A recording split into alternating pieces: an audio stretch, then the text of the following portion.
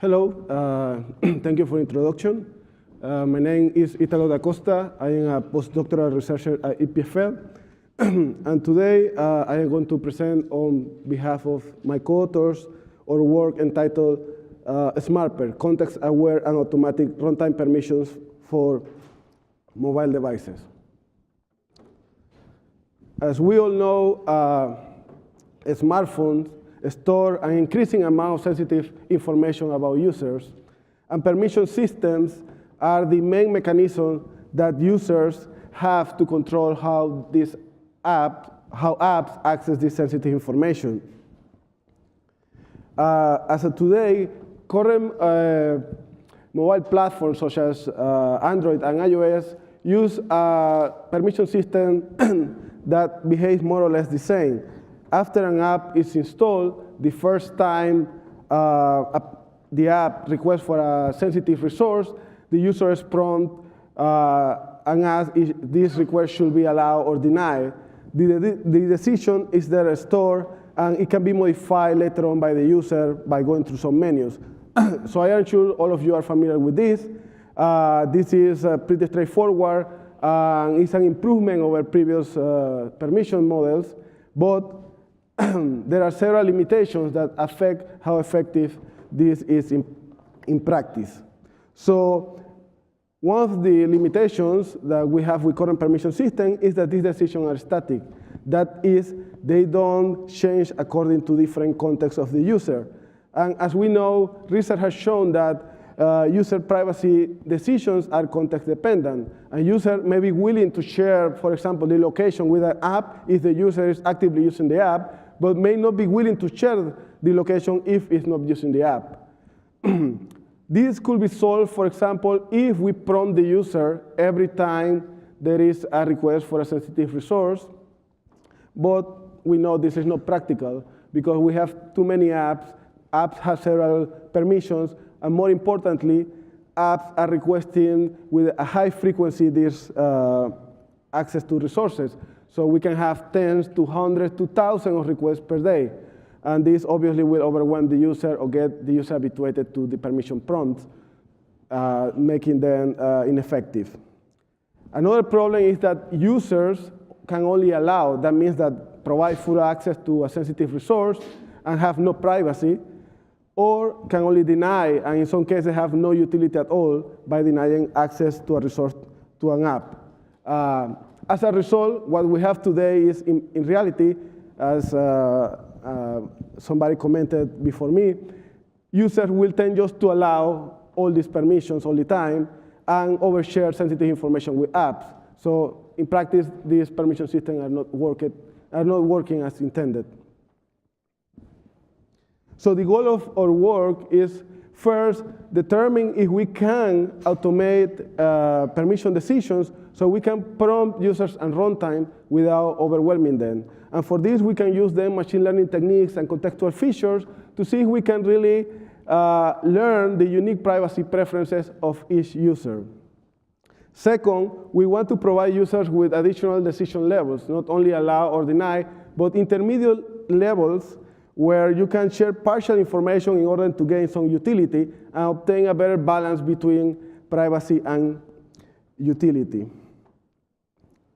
So we envision these goals as a more advanced permission system that we name SmarPer for Smart Permissions. And here we can see the general design of the system.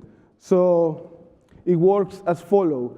We intercept app permission request, capture the context associated with that request, and we convert this into a feature vector that will be the input to a machine learning model that will output a prediction that can be allowed, deny, or obfuscate.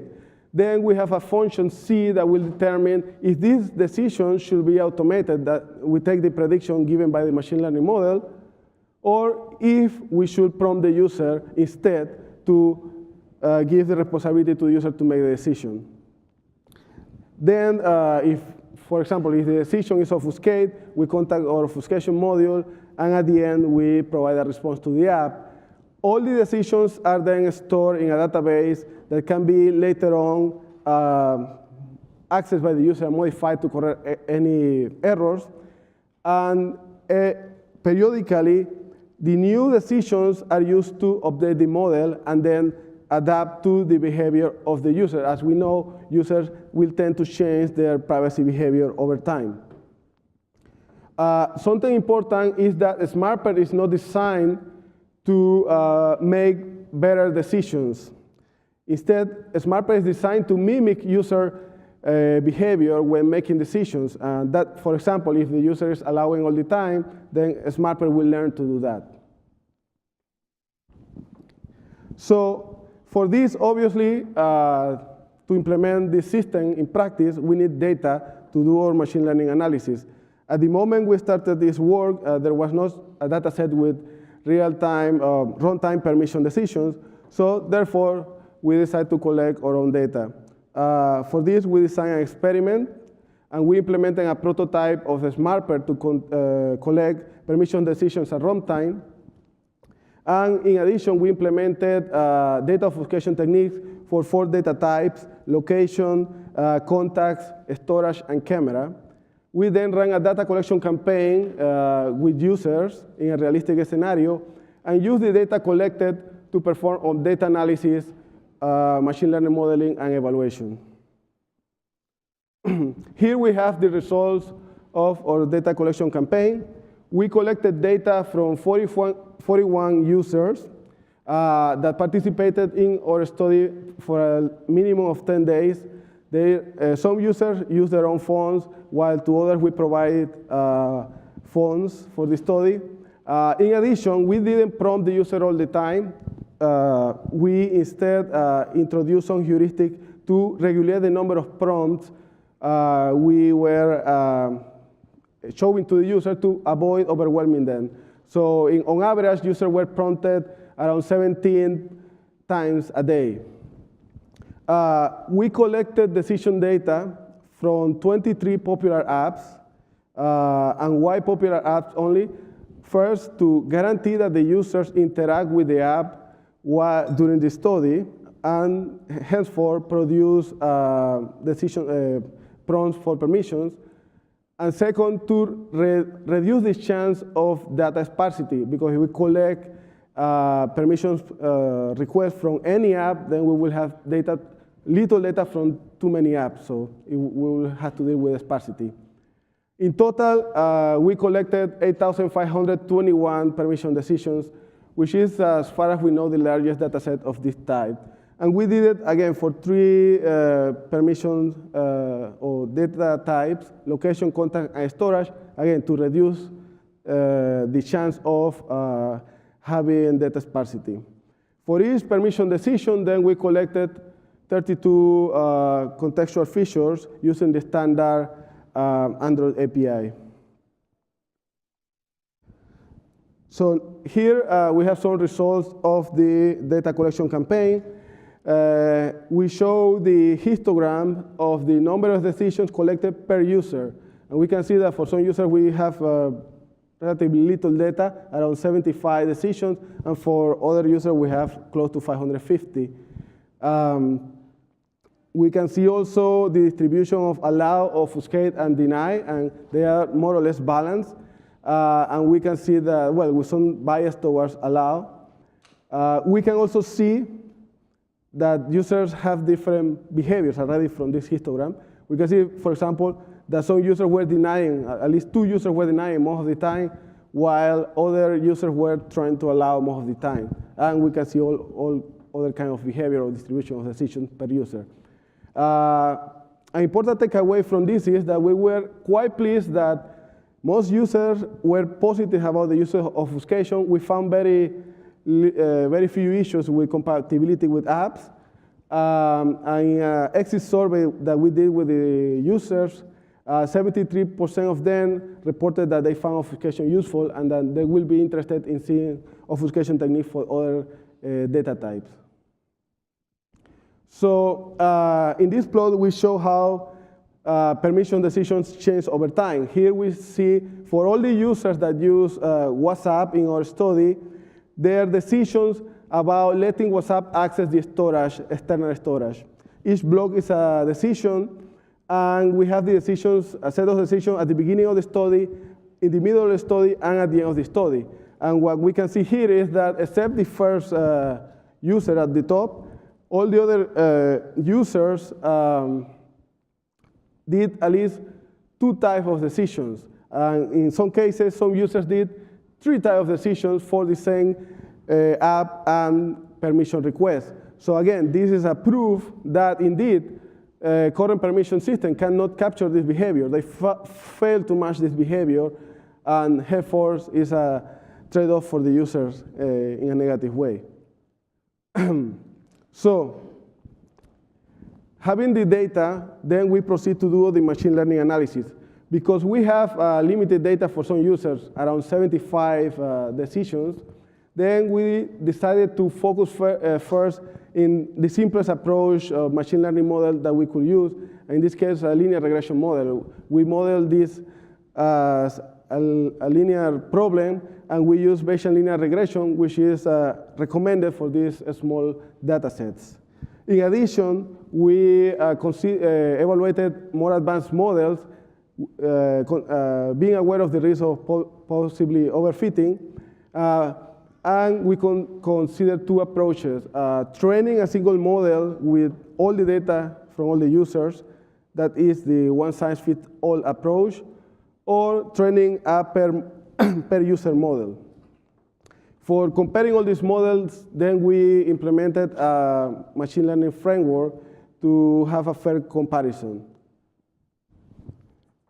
We also consider 2 baselines. The first baseline we call static policies, and it's an approximation to what current permission system, how current permission systems work. And the second baseline, we call it 0RT, which is a simple model that will output as a prediction the most frequent level observed at time t. This is a model that do not take context into account, but take into account previous decisions. To compare the different models, then we use a standard error measure presented here. Basically, what we do here is, first, we compute the average error of the decision for a single user using a loss function that I will introduce next. And then we compute the average across all the users. And we do this to penalize models that do not generalize well across users. So we consider 2 loss functions that then produce 2 types of error. We consider the 0-1 loss, which is quite popular, that allow us to estimate the incorrect classification rate, ICR. But the problem with this metric is that, or this error, is that it ignores the ordering between the type of decisions. For example, if I predict allow instead of deny, it will be the same that predicting allow instead of obfuscate. And we can see that this is not necessarily the same. So for this, then we consider another type of error that we call the mean absolute error, MAE, where we encode allow, obfuscate, deny decisions as -1, 0, and 1. And in this case, if we predict allow instead of deny, we will have an error of 2. And if we predict allow instead of obfuscate, we will have an error type of 1. So then we can take into account these different types of errors. So here we can see the results of our performance evaluation. So we have in the y-axis the mean absolute error, MAE, and in the x-axis the percentage of training data of decisions used to train the model. So we start with 10% until 100% of the training data, and the idea is here to see how, with more training data, which is obvious, we increase performance. And here, by increasing performance, I mean lower the error, or lower error. So the plot that we are seeing here is for our baselines that in general do not take context into account. We see that for the static policy, we have just a straight line because it does not take future decisions into account. It's a static policy. And we have the 0RT, which improves slightly with more data, but does not after 60%. The shadow shows the 25th and 75th percentile, so you see that there is some variability there going on. Now, we can see the performance of models using the one-size-fits-all approach that is training with data from all the users. And we can see that their performance is worse than our baselines. And the reason for this is that the behavior of the user is so different that, at least with the models we use, was difficult to capture accurately with a single model, predict for all the users. Now, on the contrary, if we train a model per user, we have much more better results. Now we see that taking into account the context and a model per user, then our performance is much, much better. And for all the models that we consider in this way, the performance was more or less the same, but we reported the result for Bayesian linear regression because it's the simplest model we consider and the easiest to interpret. And we achieved an error of 0.22 that is approximately 80% CCR, or correct classification rate. This is great because we show that then, even with a simple model, we can predict quite accurately decisions of the users, even with a small amount of data. And we can see from the trend of the plot that even if we have more training data, we could even achieve more accuracy. Now, we have shown that we can learn to predict user decisions, even with limited amount of data. Now, what is needed to automate decisions? So here we face several challenges. First, we need to determine how much time and training data we need to have enough accuracy to start automating or have accurate predictions. Again, this is user dependent. So it depends how willing is the user to provide us with decisions. And second, how easy or difficult is the user to predict. For this, then a longer term study is needed and with different type of users. So to reduce the amount of time needed for this, we can use clustering techniques. So we can, for example, identify type of users and then have pre-computed models so the user start with these models instead of training a model from scratch to accelerate the process. But again, we have only 41 users, so we couldn't really do clustering analysis here. So in addition to longer term study, we need then more users. A more important question is how to decide when to prompt the user or make a decision automatically based on the prediction of the model. Initially, we thought that we could use only confidence metrics such as the probability of a label to make such a decision. But in our analysis, we identified that there are other factors that need to be taken into account. For example, we cannot prompt the user all the time, so we have to take into account how many times we have prompted the user. We also cannot just automate all the time because we always need new data to keep the model updated and to keep the accuracy of the model. So henceforth, we need, again, more data to evaluate more advanced techniques to have not only better accuracy, but also better, consider better techniques to decide when to prompt the user.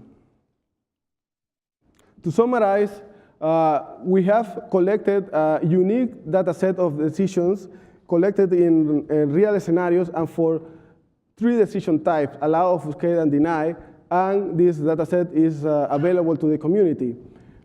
We have shown that it is possible to learn how, or to predict how users make decisions, and the context is critical for this. And we can do this with a reasonable accuracy, even with limited amount of decision data.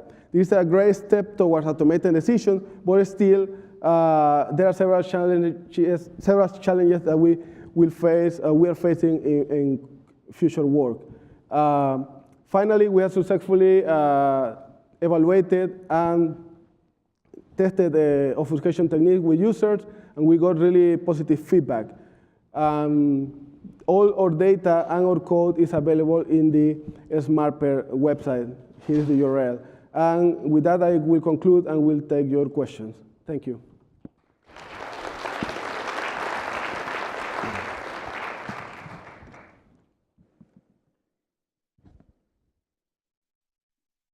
I have time for one question.